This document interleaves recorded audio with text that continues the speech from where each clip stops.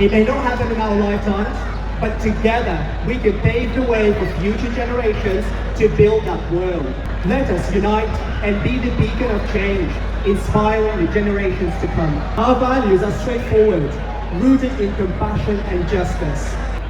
We are all proud vegans, united in our pursuit of freedom for non-human animals, a freedom that allows them to live as nature intended, free from the burdens that humanity imposes upon them for our own advantage. Furthermore, we're champions of non-violence, rejecting shaming tactics and inflammatory language.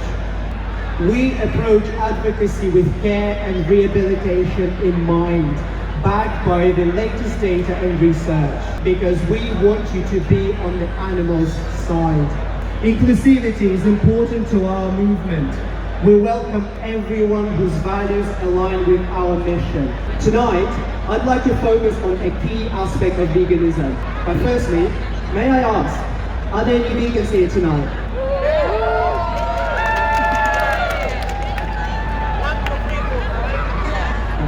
Your presence is deeply appreciated. You are the heart of this movement. To the rest of you, a warm welcome too. Your presence signifies that you care, and that's the first step towards ending oppression. I've heard so many times that veganism is hard. Well, I have good news. Veganism is much easier than you might think. Just like any oppression, it is remarkably easy when you put victims first. The definition of veganism is also very simple. It is a movement against the abuse and exploitation of non-human animals. It is not a diet. However, there are diets that are associated with veganism. So it is not about what you eat, but it is to do with not hurting and not exploiting non-human animals. I use the term non-human animals is because we as humans are also animals, just of a different species. So I'd like to ask you to consider this question. What can I do today to stop the exploitation? Please keep this question in mind as we explore the concept of consent. Consent, in its essence, is when all parties willingly agree to engage in an activity or interaction with a crystal clear understanding of what they are endorsing. Consider moments when someone cannot provide consent, whether it's due to language barriers, being a minor, or having restricted capacity mentally or physically. What course of action would you take if someone could verbally give their consent?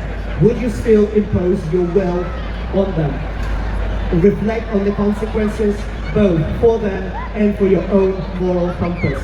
How would it feel to be coerced into actions against your will? We as humans believe that we wouldn't do such a thing.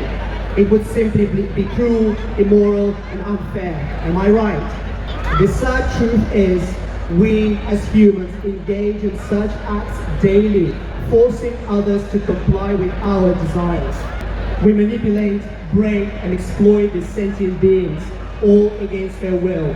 Right on your doorstep, corporations like Nueva Pescanova are planning to build a facility where they will manipulate and then exploit the consent of millions of living beings, all for the profits of their shareholders.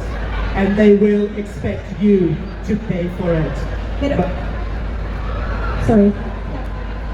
But most importantly, the innocent victims of exploitation will pay for it with their lives without consent.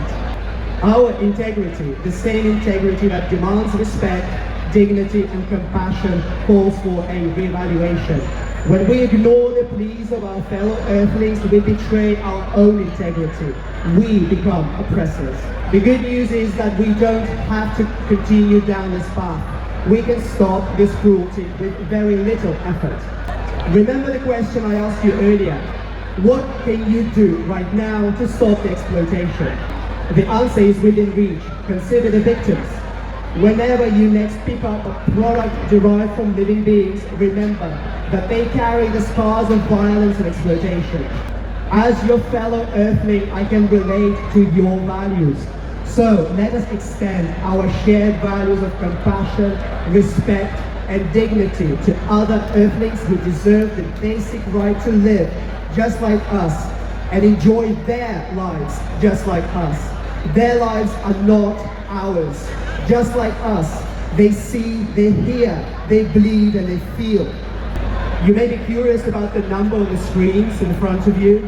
The number represents the lives lost as I speak. Representa el número de vidas perdidas mientras hablo. The fathers that were tortured and killed, the mothers and babies that were separated, all the brothers and sisters that were pushed, shoved, stabbed, tortured, gassed, and ground up alive, the victims that bled and cried, but we did not listen. It's a haunting reminder of the urgency of our cause. So may I ask you to please join me in a moment of silence to honor these innocent victims.